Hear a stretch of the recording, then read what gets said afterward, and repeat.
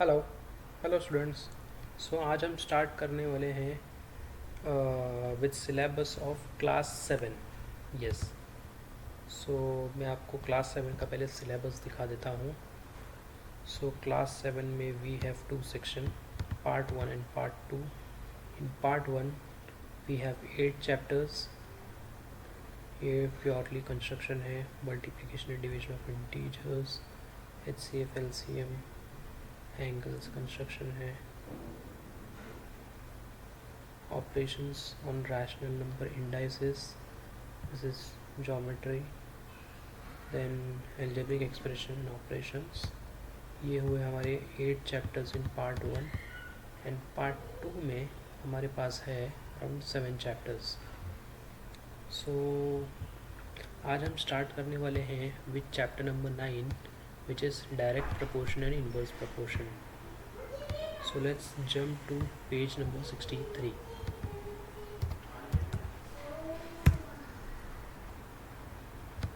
ये स्लाइटली थोड़ा नीचे होगा, या direct proportion and inverse proportion. तो सबसे पहले इसका मीनिंग समझ लेते हैं।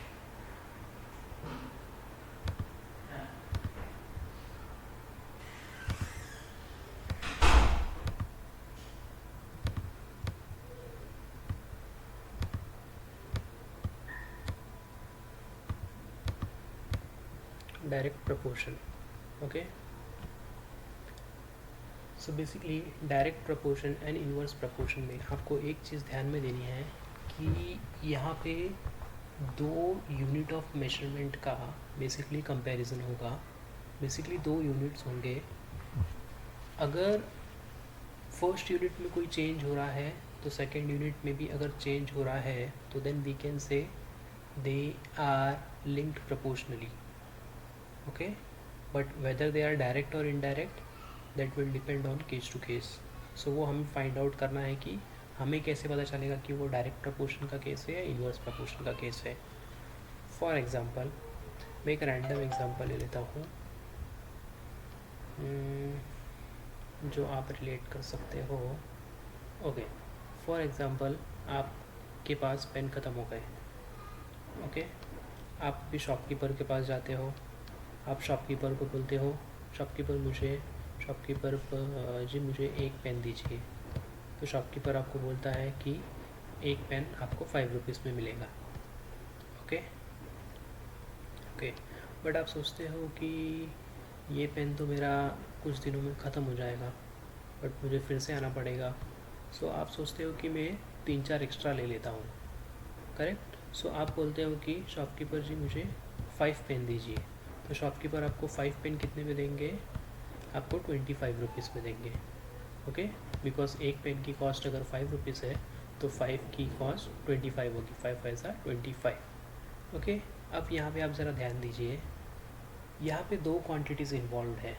एक तो है आपकी क्वांटिटी ऑफ पेन जो आप बाय कर रहे हो, क्वांटिटी, एंड सेकंड है आपकी कॉस्ट ऑफ पेन। ये आपकी दो क्वांटिटीज़ यहाँ पे इन्वॉल्व है, quantity of pen and cost of pen. अगर हम यहाँ पे ध्यान से देखें, पहले हम कितना बाय कर रहे थे? 1 क्वांटिटी, आप पे कर रहे थे 5 रुपीज़। अगर आप 5 बाय करोगे तो आपको पे करने पड़ेंगे 25। सो बेसिकली हो क्या रहा है यहाँ पे, अगर आप क्वांटिटी इंक्रीज़ करोगे, अगर आप ज़्यादा पेन बाय करोगे तो आपको ज़्यादा प्राइस पे करना पड़ेगा, करेक्ट। अगर आप क्वांटिटी इंक्रीज़ करोगे तो आपका कॉस्ट भी इंक्रीज़ होगा, करेक्ट। तो ये केस को हम कहते हैं direct proportion. So basically, if a change in one variable leads to a change in another variable in the same direction, then it is a case of direct proportion। अगर first quantity हमारा बढ़ रहा है and second भी बढ़ रहा है तो ये डायरेक्ट प्रपोर्शन है। सिमिलरली इसका रिवर्स वे भी हो सकता है। अगर आप शॉपकीपर के पास जाते हो, आपने पहले ही बोल दिया मुझे 5 पेन दे दीजिए। शॉपकीपर बोलता है कि 25 रुपीज़ के होंगे, बट आप बोलते हो नहीं मेरे पास तो 20 रुपीज़ ही है। तो आप शॉपकीपर को पूछेंगे भैया 20 रुपीज़ में कितने आएंगे, कितने पेन मिल सकते हैं? तो शॉपकीपर आपको बोलेंगे 4 पेन आपको मिल सकते हैं। तो आप 20 रुपीज़ दे के 4 पेन परचेस कर लोगे, करेक्ट। तो ये केस में आप क्या कर रहे हो, आप क्वांटिटी रेड्यूस कर रहे हो फ्रॉम 5 to 4, सो आपकी कॉस्ट भी कम हो जाएगी फ्रॉम 25 to 20। सो ये भी एग्जाम्पल है डायरेक्ट प्रपोर्शन का। अगर दोनों क्वांटिटी इंक्रीज़ हो रही है तो भी डायरेक्ट प्रपोर्शन है, अगर दोनों क्वांटिटी डिक्रीज़ हो रही है तो भी वो डायरेक्ट प्रपोर्शन है। ओके, सो ये आप ध्यान से समझ लीजिए। अब हम चेक कर लेते हैं डायरेक्ट प्रपोर्शन का अगर कोई डेफिनेशन या कुछ अगर दिया है तो।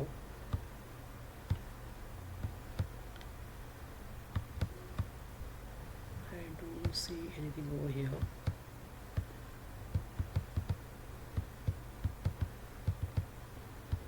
नहीं, यहाँ पे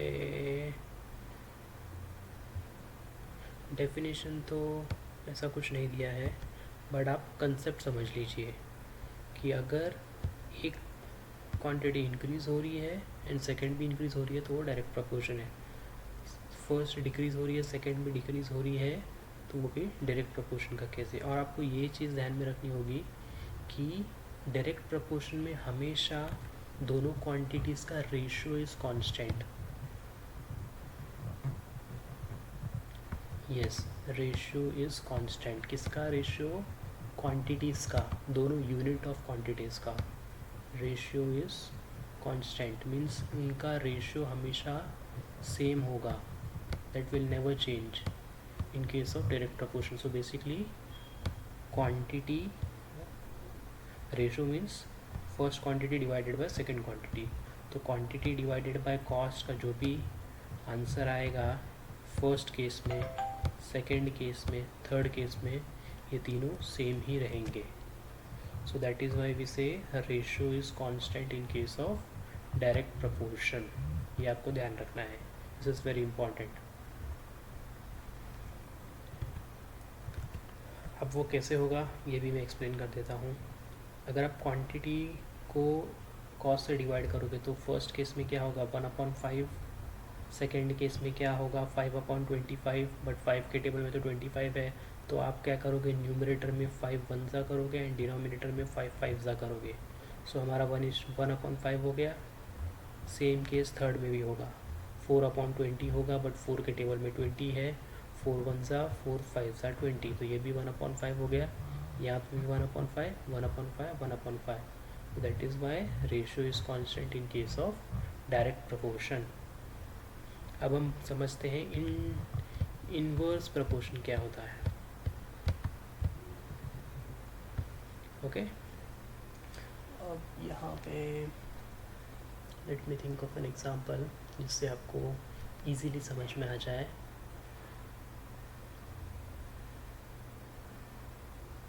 ओके, से फॉर एग्ज़ाम्पल आपकी स्कूल स्टार्ट हो गई एंड आपकी स्कूल स्टार्ट होती है in at 7 o'clock in the morning. Okay, आप उठते हो 6 o'clock एंड 6:30 तक आप रेडी हो जाते हो। Okay, and by 6:45 you leave the house. आपका स्कूल अराउंड 15 मिनट्स के वॉकिंग डिस्टेंस पे है, तो जनरली आपको 15 मिनट्स लगते हैं। आप 6:45 को you are living from home and 6:45 तक आप इजीली स्कूल तक पहुंच जाओगे। 6:45 से अगर आप निकलोगे तो आप पहुंच जाओगे। तो आप कैसे चलोगे? आप नॉर्मली चलोगे जैसे आप जनरली चलते हो, मीन्स एकदम आराम से, कोई रश नहीं है, हमें कुछ नहीं है, कोई प्रॉब्लम नहीं है, हम इजीली जा सकते हैं। फॉर एग्ज़ाम्पल किसी दिन आप 6:50 को उठे, गलती से आप 6:50 को उठे, आपको स्कूल तो 7 बजे ही पहुंचना है, करेक्ट। तो आप क्या करते हो, आप कैसे भी करके 6:55 तक घर से निकल जाते हो। 6:55 तक, अगर 6:55 को अगर आप घर से निकल रहे हो, आपको मालूम है कि आपको 15 मिनट्स लगेगा to reach school from home, तो आप क्या करोगे? आप भागोगे। आप भाग रहे हो मतलब क्या कर रहे हो? आप आपकी स्पीड बढ़ा रहे हो। यहाँ पे आप क्या कर रहे हो? यहाँ पे आप जनरली चल रहे हो, आपकी स्पीड स्लो है, आप आराम से चल रहे हो, करेक्ट। एंड यहाँ पे आप क्या कर रहे हो? आप स्पीड बढ़ा रहे हो, आप फास्ट चल रहे हो। सो यहाँ पे अब दो क्वांटिटीज़ क्या इन्वॉल्व है, जैसे यहाँ पे क्वांटिटी एंड कॉस्ट था, यहाँ पे क्या है दो क्वांटिटीज़, यहाँ पे है आपकी स्पीड एंड इनका difference 645 and 7, 655 and 7 which is time.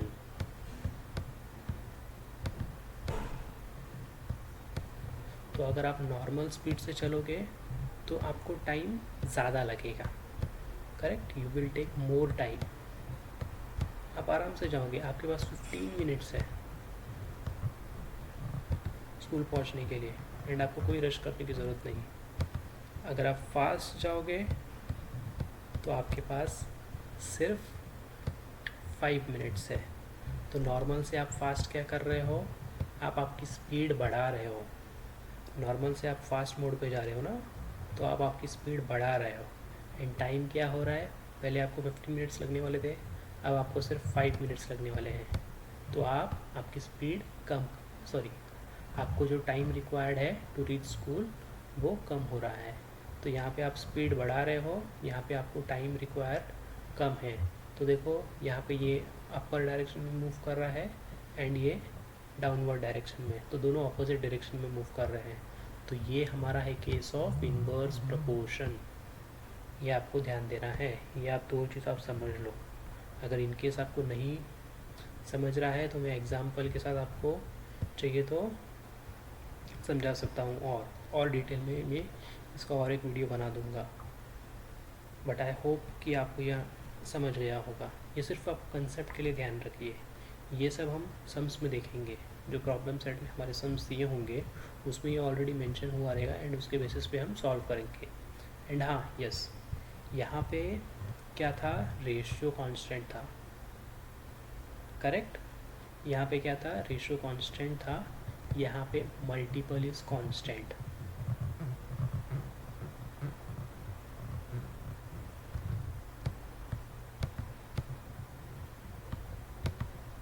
Multiple किसका, हमारे दोनों क्वांटिटीज़ का, मीन्स स्पीड एंड टाइम का। Multiple is multiplication, basically product. So speed and time का जो भी प्रोडक्ट होगा with that will be constant. So normal into 15 minutes and fast into 15 minutes का जो भी आंसर आएगा वो सेम होगा। That is what the meaning is of multiple being constant. Okay, so let's go ahead.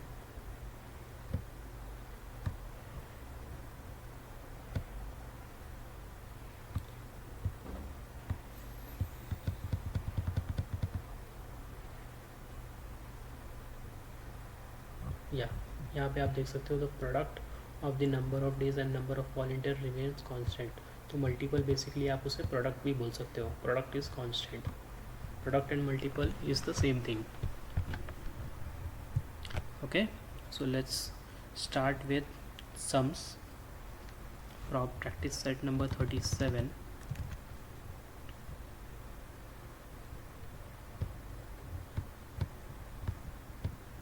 Exercise 37. So we'll start with sum number 1. अब यहाँ पे हमें बोला है if 7 kg onions cost ₹140 rupees, how much must we pay for 12 kg onions? अब सबसे पहले reading this statement you should be able to identify the two quantities which we have discussed. If 7 kg onions cost ₹140 rupees, so यहाँ पे तो एक quantity हो गई 7 kg onions की and cost हो गई 140 rupees. So यहाँ पे हमारी दो quantity है, quantity and cost. ओके हमें क्वेश्चन में बोला है अगर हम 7 kg क्वांटिटी बाय करेंगे तो हमें कॉस्ट आएगी उसकी 140, करेक्ट। एंड हमें बोला है हाउ मच मस्ट वी पे फॉर 12 kg अनियंस। तो हमें बोला है अगर हमें 12 kg अनियंस चाहिए तो हमें कितना पे करना पड़ेगा, क्वेश्चन मार्क। सो अब इसे सॉल्व कैसे करेंगे। सबसे पहले आप मुझे बताइए ये कौन सा प्रपोर्शन है, डायरेक्ट प्रपोर्शन है या इन्वर्स प्रपोर्शन है। सो अगर क्वांटिटी बढ़ेगी, अगर आप पहले 7 ले रहे थे एंड अगर आप शॉपकीपर को बोलोगे मुझे 12 चाहिए, तो आप क्वांटिटी इंक्रीज़ कर रहे हो शॉपकीपर भी ज़्यादा पैसे मांगेगा. सो ये है example of direct proportion. Okay. And direct proportion में क्या कांस्टेंट होता है? डायरेक्ट प्रपोर्शन में रेशियो कांस्टेंट होता है. रेशियो कौन सा? हमारे दो क्वांटिटीज़ का, which is quantity and cost.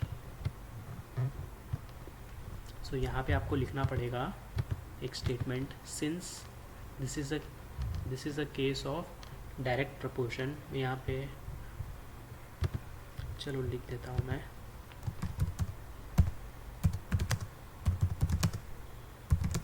Since this is an example of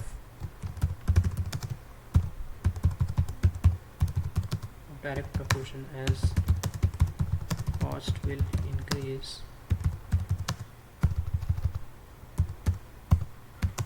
if we buy more quantity. Okay. आप अगर यहाँ तक लिखोगे तो भी चलेगा. Since this is an example of direct proportion. अगर आपको चाहिए तो आप ये भी लिख सकते हो, as cost will increase if we buy more quantity.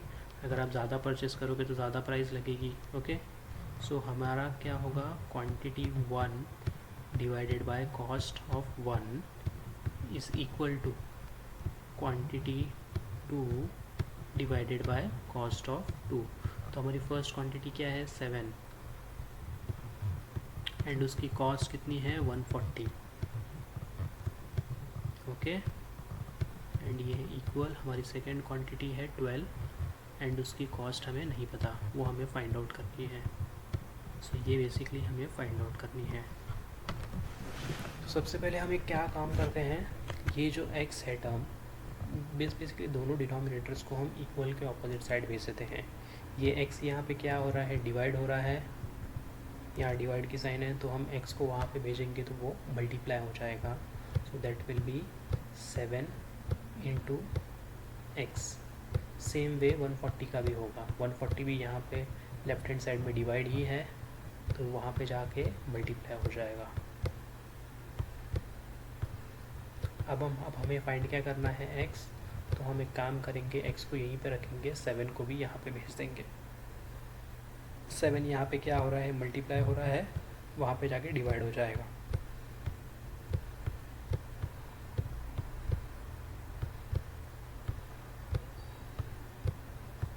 अब हमें इसे सॉल्व करना है. 7 के टेबल में 12 तो नहीं है, 7 के टेबल में 14 ज़रूर है. 7 1 ज़ा 7 2 ज़ा 14 एंड ये 0 एज इट इज़ ऐसे आ जाएगा. अब हमें इन्हें सॉल्व करना है. 12 इंटू 20, 12 2 ज़ा इज़ 24 एंड ये 0 हमें एज इट इज़ लेना होगा, ये वाला 0. सो x क्या है? x is cost of 12 kg onions. तो हमारा कॉस्ट कितना हो गया? 240 रुपीज़. ओके. आप एक बार फिर से देख लीजिए. 7 का कॉस्ट था 7 का कॉस्ट था 140. हमें 12 kg का कॉस्ट फाइंड करना था. Since this is a case of direct proportion में रेशियो कांस्टेंट होते हैं तो हमने दोनों का कांस्टेंट रेशियो ले लिया, दोनों क्वांटिटीज़ का. Quantity divided by cost, quantity divided by cost and values substitute करके देन हमने इसे सिंपली सॉल्व किया. सो हमें आंसर मिल गया which is 240 rupees. Let's move on to sum number 2.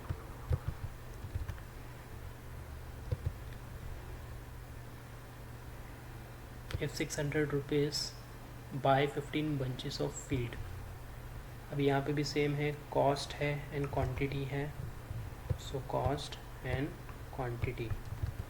600 rupees can buy 15 bunches of feed.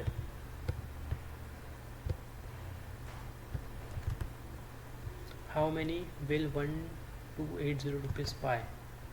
अगर हम 1280 रुपीज़ देने के लिए रेडी है तो हमें 1280 में कितने क्वांटिटीज़ मिलेंगे फीड के? तो ये जो स्टार्टिंग वाला स्टेप था ये आपको सेम रखना है. Since this is an example of direct proportion. Correct. Direct proportion का ही केस है ये भी, बिकॉज कॉस्ट है, क्वांटिटी है. अगर हम कॉस्ट ज़्यादा देंगे तो हमें क्वांटिटी भी ज़्यादा मिलेगी. तो सिंस वो स्टेप आप रिपीट कर सकते हो. अब हम चलते हैं डायरेक्टली कॉस्ट एंड क्वांटिटी के रेशो पे.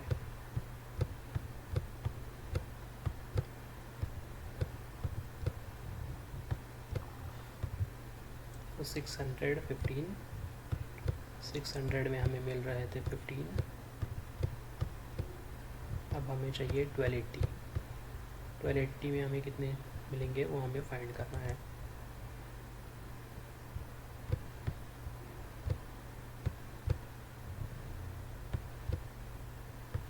क्वांटिटी हमें फाइंड करनी है, तो इसे हम x रख देते हैं। x को सेम हम यहाँ पे भेजेंगे, so that will be 600 multiplied by x।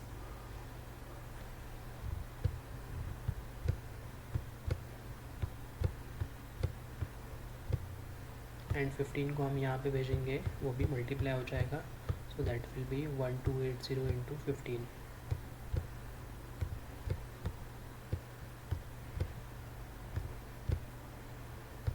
Six 600 यहाँ पे आएगा तो डिवाइड हो जाएगा, सो दैट विल बी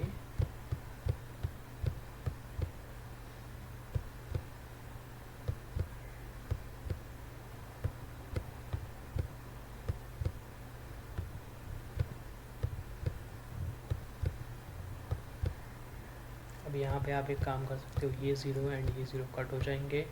15 1 ज़ा 15 4 ज़ा 60, यहाँ पे 1 है तो ये टर्म बेसिकली एलिमिनेट हो गया। यहाँ पे बचा है सिर्फ 4, ये 4 के टेबल में जाएगा। यस, 4 1 ज़ा 4 3 ज़ा 12, 4 2 ज़ा 8। तो आपको जो क्वांटिटीज़ मिलेगी इन 1280 रुपीज़, दैट इज़ 32, बिकॉज यहाँ पे 32 है एंड यहाँ पे इंटू 1 है, तो 32 into 1 is 32 and divided by 1 means it will be same, there will be no change in this. So आपको 32 क्वांटिटीज़ मिल जाएगी इन 1280। अगर आपको चेक करना है तो आप चेक कर सकते हो 600 का डबल क्या होगा, 1200। तो अगर मेरा कॉस्ट एग्जैक्टली डबल हो रहा है तो मेरी क्वांटिटी भी डबल होगी, 15 का 30 हो जाएगा एंड ये स्लाइटली 1200 से थोड़ा ज़्यादा है, तो ये भी 30 से स्लाइटली थोड़ा ज़्यादा होना चाहिए, so that is 32। So let's move on to sum number 3.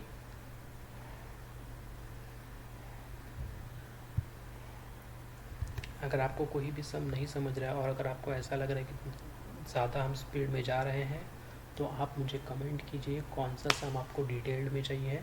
हम स्पेसिफिकली वो सम के लिए एक सेपरेट वीडियो बना देंगे या फिर आपसे वीडियो कॉलिंग पे आपको समझा देंगे।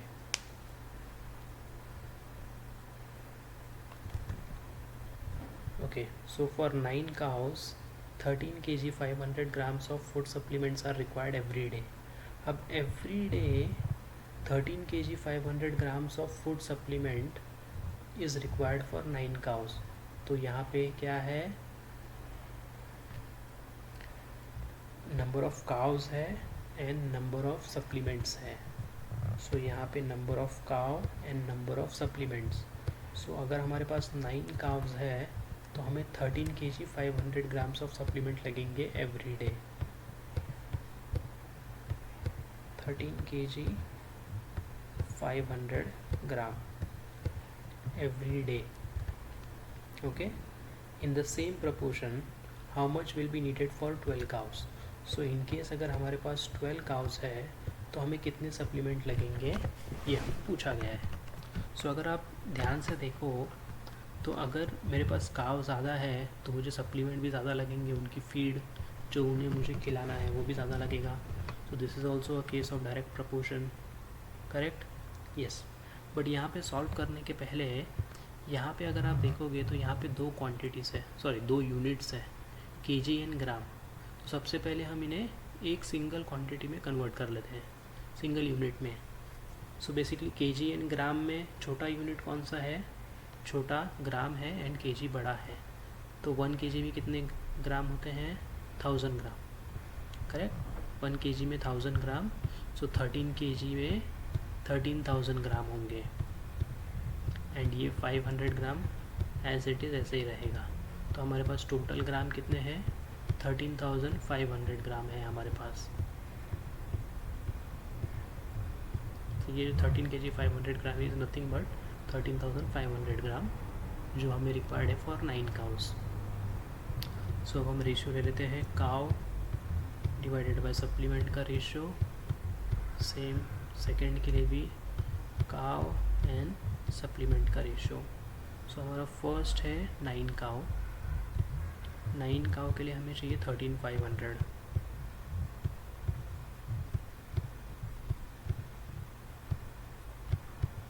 और हमें क्या बोला है, अगर हमारे पास 12 काव है तो हमें कितने लगेंगे। यहाँ पे हम दो अलग अलग क्वांटिटी नहीं ले सकते बिकॉज देन हमें सॉल्व करने में प्रॉब्लम होगी, इसलिए हमने इसे कन्वर्ट करके सिंगल यूनिट में ले लिया। अब सेम जैसे हमने पहले किया था, x को हम यहाँ पे भेजेंगे तो मल्टीप्लाई हो जाएगा,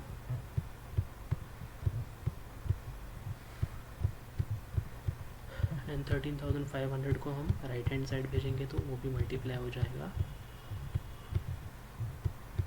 एंड इसके नेक्स्ट स्टेप में जब हम 9 इसे यहाँ पे भेजेंगे सो वो वहाँ पे जाके डिवाइड हो जाएगा। So I am not writing it again, मैं यहीं पे इसे डिवाइडेड बाय 9 कर रहा हूँ। ओके, सो ये हो जाएगा 3 3 ज़ा 9, 3 4 ज़ा 12। अब हमें चेक करना है कि ये 3 से डिविजिबल है या नहीं। Yes it is. 3 1 ज़ा 3, 3 4 ज़ा 12, 13 था तो 1 कैरी होगा, 3 5 ज़ा 15 एंड ये 2 0 एज इट इज़। तो डिनोमिनेटर तो 1 हो गया, तो कोई हमें प्रॉब्लम नहीं है। हमारे पास न्यूमरेटर में क्या बचा है, यहाँ पे 4 है एंड यहाँ पे 4,500 है, 4500। अब हमें इसे मल्टीप्लाई करना है, 45 इंटू 4 करो आप, कितना होता है 90 180। 45 इंटू 4 इज़ 180 एंड ये 2 0 आपको एज इट इज़ यहाँ पे ऐड करने पड़ेंगे। ये है ग्राम। अगर आपको इसे केजी में कन्वर्ट करना है तो आपको डिवाइड बाय 1000 करना पड़ेगा, बिकॉज 1 केजी में 1000 ग्राम होते हैं। तो ये 3 0 कट एंड ये 3 0 कट, ये कट होने के बाद ये ऑटोमेटिकली केजी में कन्वर्ट हो जाएंगे। सो आपको 12 काउस के लिए 18 kg ऑफ फीड रिक्वायर्ड होगी। Okay, let's go to sum number 4 then.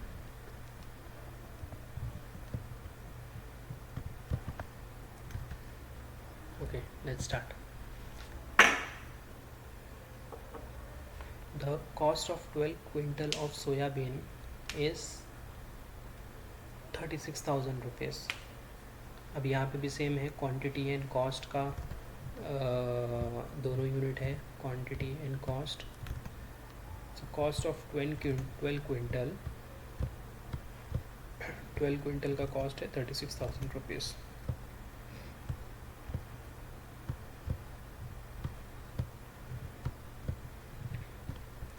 Okay, अब हमें पूछा है how much will 8 quintal cost. 8 quintal cost, तो अगर आप बताइए, अगर आप 12 क्विंटल खरीद रहे हो तो आपको 36,000 में मिलेगा। अगर आप क्वांटिटी कम करोगे तो प्राइस भी कम दोगे। सो ये भी सिंपल हमारा डायरेक्ट प्रोपोर्शन का केस है। So quantity 1 divided by cost 1 is equal to quantity 2 divided by cost 2। तो ये होगा 12 डिवाइडेड बाय 36,000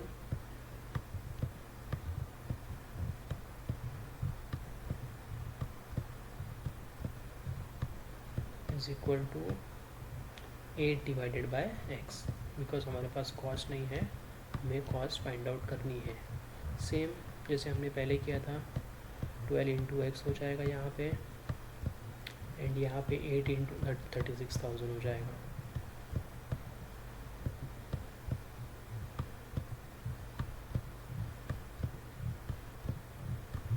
ट्वेल्व यहाँ पे आने के बाद डिवाइड हो जाएगा। सो अगर हम ध्यान दें तो 12 के टेबल में ऑलरेडी 36 है, तो 12 1 ज़ा 12 3 ज़ा 36 एंड यहाँ पे ये 3 0 एज इट इज़ ऐड हो जाएंगे। और अगर हम 8 को 3000 से मल्टीप्लाई करें तो 8 3 ज़ा इज़ 24 एंड ये 3 0 एज इट इज़ आ जाएंगे। तो आपकी जो 8 क्विंटल की जो कॉस्ट होगी दैट इज़ 24,000 रुपीज़। ओके, सभी सम सेम से फ्रेंड्स, सभी, सिर्फ आपको 2 क्वांटिटीज़ आइडेंटिफाई करनी है एंड उन क्वांटिटी के कोरिलेशन को आइडेंटिफाई करना है, weather it is direct proportional और इन्वर्स प्रोपोर्शन। अब तक ये एक्सरसाइज के सभी सम डायरेक्ट प्रोपोर्शन है, इसलिए आपको शायद इतनी डिफ़िकल्टी नहीं हुई होगी। बट जब हम इन्वर्स प्रोपोर्शंस के सम्स करेंगे, उसके बाद अगर आप ये आइडेंटिफाई करना भूल गए एंड आपने डायरेक्टली अगर डायरेक्ट प्रोपोर्शन का फॉर्मूला अप्लाई कर दिया तो देन आपके लिए डिफ़िकल्टी हो जाएगी, तो आपका सम रॉन्ग हो सकता है। सो इसलिए आपको ध्यान देना है कि आपके दोनों क्वांटिटीज़ के बीच का कोरिलेशन आपको आइडेंटिफाई करना है एंड देन उसी के बाद आपको डिसाइड करना है कि वेदर आपको रेशियो कांस्टेंट रखना है या product, depending on whether it is a case of direct proportion और इन्वर्स प्रोपोर्शन।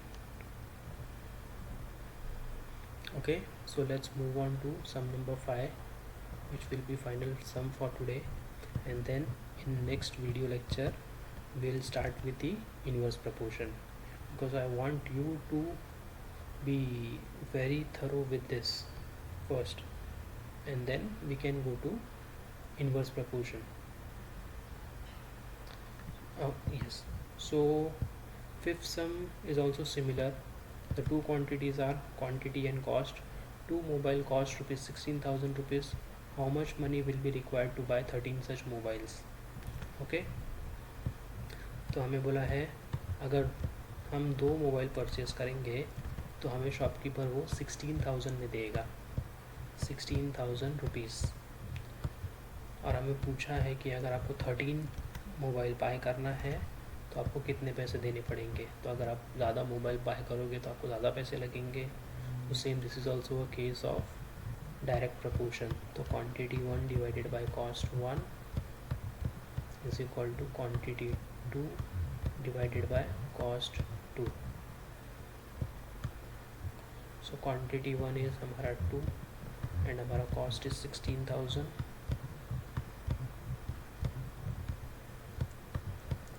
एंड यहाँ पे हमारी क्वांटिटी इज़ 13 एंड हमें कॉस्ट फाइंड आउट करनी है। तो सेम जैसे हमने पहले किया था, ये एक्स हम अगर लेफ्ट हैंड साइड भेजेंगे तो वो जाके वहाँ पे मल्टीप्लाई होगी एंड 16,000 यहाँ पे आके मल्टीप्लाई होगा।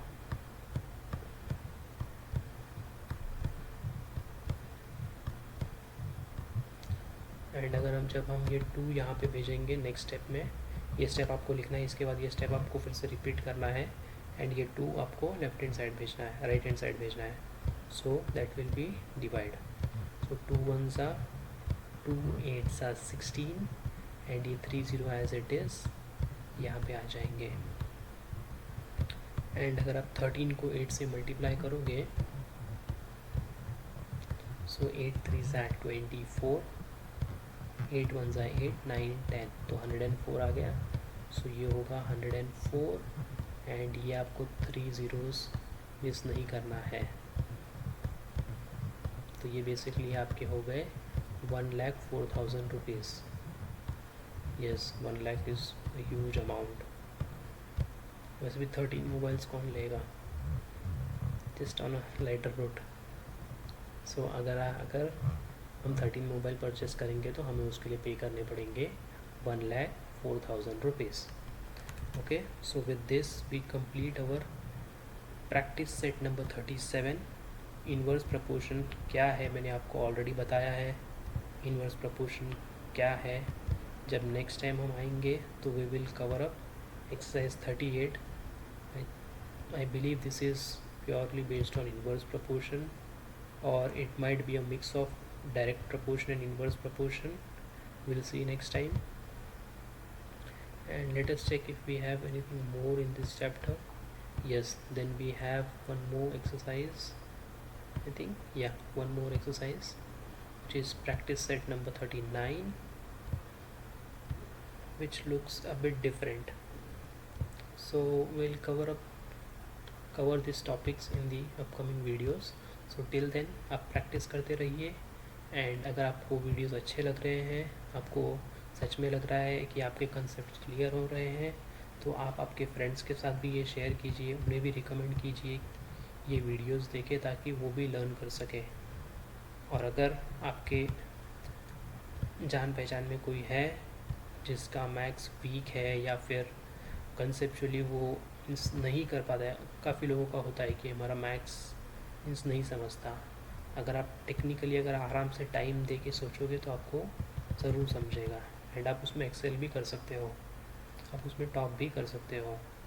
सो आप सिर्फ ज़रा टाइम देखिए, प्रैक्टिस कीजिए, ध्यान दीजिए। एंड अगर आपके पहचान में कोई भी ऐसा है जिसे मैथ्स डिफ़िकल्ट जाता है या मैथ्स बिल्कुल नहीं समझता, तो आप प्लीज़ उसे ये वीडियोस रिकमेंड कीजिए ताकि वो ये देख के लर्न कर सके और अपने आप को इम्प्रूव कर सके। And before going, please subscribe our channel. Okay, thank you students.